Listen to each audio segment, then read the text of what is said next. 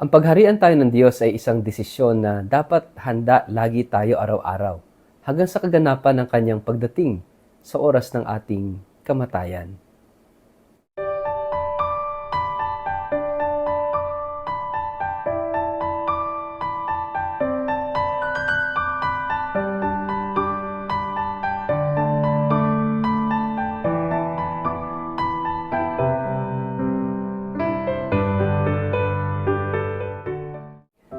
Ang mabuting balita ng Panginoon ayon kay San Mateo. Ang kaharian ng langit ay maitutulad dito. May 10 dalagang lumabas upang sumalubong sa lalaking ikakasal. Bawat isa ay may dalang ilawan. Ang 5 sa kanila ay hangal at ang 5 na may matatalino. Ang mga hangal ay nagdala ng kanilang mga ilawan ngunit hindi nagbaon ng langis. Ang matatalino na may nagbaon ng langis. Bukod pa sa mga nasa kanilang ilawan. Naantala ang pagdating ng lalaking ikakasal, kaya't inantok at nakatulog sila sa paghihintay. Ngunit ng hating gabi, may sumigaw, "Narito na ang lalaking ikakasal. Lumabas na kayo upang salubungin siya." Agad bumangon ang 10 dalaga at inayos ang kanilang ilawan. Sinabi ng mga hangal sa matatalino, "Bigyan naman ninyo kami kahit kaunting langis. Aandap-andap na ang aming mga ilawan.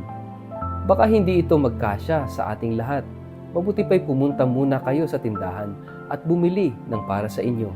Tugon naman ng matatalino. Kaya't lumakad ang 5 dalagang iyon upang bumili ng langis. Habang wala sila, dumating ang lalaking ikakasal. Ang 5 nakahanda ay kasama niyang pumasok sa kasalan at isinara ang pinto. Pagkatapos dumating naman ang iba. "Panginoon, Panginoon, papasukin po ninyo kami," pakiusap nila. Ngunit tumugon siya, "Sino ba kayo?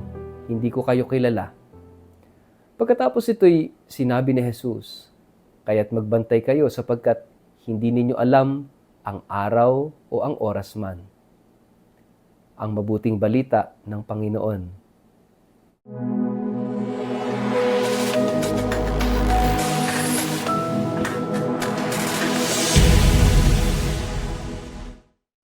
Mapagpalang araw po sa inyong lahat. Kumusta po kayo? Ang ating pong word of the day ay preparedness. Bago po tayo magpalalim sa ating reflection ngayong araw na ito, muli ko kayong inaanyayahan. Huwag kakalimutan po na mag-like, follow at subscribe sa ating pong page na Word of the Day at Father Richard Lagos, especially yung mga first time na makakapanood o second time na makakapanood ng video ito na hindi pa nakakapag-like or follow or even subscribe. At pakishare po ang video ito sa inyong kapamilya, kamag-anak, kaibigan at mga kakilala sa ating social media para sama-sama tayo maging media evangelizers at online missionaries. Mga kapatid, welcome po sa ating daily program na Word of the Day, lalong-lalo na po sa mga bagong subscribers, bagong followers and likers ng ating programang ito. Preparedness. Napakahalaga. Meron tayong mga paghahanda para sa mga kalamidad na dumarating sa atin, especially kapag lindol o kaya bagyo. At mahalaga itong preparedness na ito dahil lalong-lalo na po, hindi natin alam kung kailan lilindol, hindi natin alam kung kailan babagyo, hindi natin alam kung kailan magkakaroon ng mga trahedya o aksidente, kaya napakahalaga that we are always prepared, that we are always ready para kung dumating yung panahong yon, yung oras na yon, ay nakahanda tayo. Alam natin kung anong gagawin at nakaredy ang mga gamit na kakailanganin natin for emergency cases. Mahalaga yung preparedness. Sapagkat dito sa ating gospel, itong parable of 10 virgins, it speaks about preparedness. Imagine sila inanyayahan na dumalo sa kasalan. Of course, hindi tayo makakarelate sa kwento kasi itong kasalang ito ay, imagine, gabi, no? At hindi alam ng mga inanyayahan ito. Imagine sila yung mga abay. These 10 virgins are bridesmaid. Sila mga abay. Pero yun yung kwento na darating yung groom pero hindi nila alam kung anong oras. Kaya nga sila'y nagdala ng ilawan at pumunta doon sa bahay ng kakasal, no? And 5 sa kanila ay wise at 5 sa kanila ay hindi wise. No? Fool or hangal. No?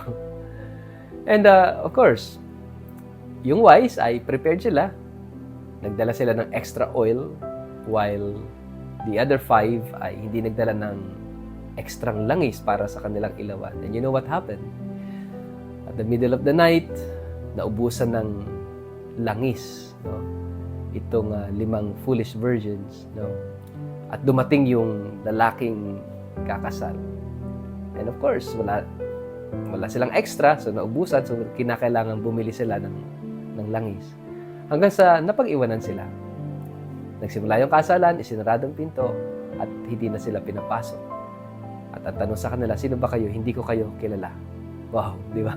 Supposedly kilala ng bride, yung kanyang mga bridesmaid, no? Yung itong mga virgins na ito, sapagkat they were invited, no? Sa kasalan. Pero ano po yung moral of the story? Ano yung sinasabi sa atin? You know, mga kapatid, sa buhay natin, napakahalaga that we are always prepared. Saan? Sa pagdating ng Panginoon. Kailan ba yon? Of course, sa ating kamatayan. Jesus would always compare yung ating kamatayan sa pagdating niya. No? And napakahalaga na tayo ay laging handa. Kahapon yung ating word of the day is about vigilance. And it's almost the same today, which is about preparedness. Paano ba tayo naghahanda? Paano ba tayo nagpiprepare ng ating sarili para kapag dumating ang Panginoon anytime in our life para sunduin tayo, is ready tayo. You know, yung kingdom of God ay palaging inihahalin tulad ni Jesus sa kasalan. Ano ba yon? Di ba sa kasalan, ito yung pag-iisa ng lalaki at babae. Pag-iisang dibdib, no? At yung paghahari ng Diyos, yung buhay na walang hanggan, is also like that. It's like a wedding feast. It's a banquet. Why? It's a celebration of love between God and the church. At tayo lahat yon. Kaya nga, napakahalaga that habang tayo ay nabubuhay dito sa lupa, actually, our life here on earth is a preparation for that wedding feast in heaven. Kaya nga, napakahalaga that we prepare ourselves. Yung bang wag tayong mawawalan ng langis sa buhay na ito. And what is that oil? It could be that oil of gladness. You know, yung oil is very important sa buhay ng mga tao noon. Kasi hindi lang siya ginagamit na para sa ilawan, kundi ginagamit din siya sa mga pagkain, no? Panghalo sa ginagawang tinapay. Mahalaga yung langis. At merong binabanggit na oil of gladness. This oil that gives gladness, that gives joy, is actually the love of God. No? Yung bang huwag maubos sa atin yung pag-ibig ng Diyos, and it is up to us if we will reject that love of God for us, yung pag-ibig ng Diyos sa atin araw-araw. Because yung pag-ibig na yun ang magbibigay sa atin ng dahilan, ng rason kung bakit tayo gumigising araw-araw. Yung huwag tayong maubusan ng pagmamahal sa ating puso. And this love is coming from God Himself. From the Spirit of love. Kaya nga mga kapatid, ito yung sana kapag tayo namatay, matagpuan tayo ng Diyos na nagmamahal. Di ba? Ito naman yung sinasabi ni Jesus. Darating siya, babalik siya. Kapag naipaghanda niya na tayo ng matitirahan, sabi niya, babalik ako upang isama kayo sa kinaroroonan ko. Itong parable na ito yung nagpapaalala sa atin na sana along our way sa mundong ito, na parabang tayo ay naglalakbay sa dilim, maraming mga bad experiences, maraming challenges, maraming sufferings, maraming pains, difficulties, and sometimes pinanghihina tayo ng mga pagsubok na ito, ng kadilimang ito sa ating buhay. Pero bagamat naglalakbay tayo sa buhay na madilim na ito, sa mundong madilim, huwag tayong mauubusan ng pagmamahal. Kahit mahirap magmahal, magmahal pa rin. Kahit mahirap umunawa, umunawa pa rin. Kahit mahirap magpatawad, magpatawad pa rin. Kahit mahirap tumulong, tumulong pa rin. Yan ang langis na sinasabi sa ating Ebanghelyo. Huwag tayong mauubusan ng kabutihan, kagandahang loob, at pagmamahal sa ating puso. And we have to always be prepared. At sana, kapag dumating si Jesus, we have the oil. Nagmamahal, nagpapakabuti, dumaramay. Totoo. Mga kapatid, sana po ito yung biyayang hilingin natin sa Diyos. That we become wise. Maging marunong tayo. At huwag nating hayaang mawalan tayo ng langis. Huwag hayaang mawala ang pag-ibig sa ating puso at mapuno tayo ng galit. Huwag hayaang mawala ang katotohanan at mamuhay tayo sa kasinungalingan. Huwag hayaang mawalan tayo ng pakialam sa ating kapwa, kundi sana palagi tayong dumamay. Mga kapatid, ipagdasal natin, huwag mauubusan ng langis. Sa ngalan ng Ama at ng Anak at ng Espiritu Santo. Amen. Ama naming Diyos, hindi namin alam kung kailan kami mamamatay. Hindi namin alam kung kailan ka darating upang sunduin kami at isama doon sa iyong kinaroroonan. Tulungan mo po kami. Bigyan mo kami ng biyaya upang kami palagi maging handa araw-araw. Amen. Pagpalain po kayo at ingatan ng makapangyarihan Diyos, Ama at Anak at Espiritu Santo. Amen.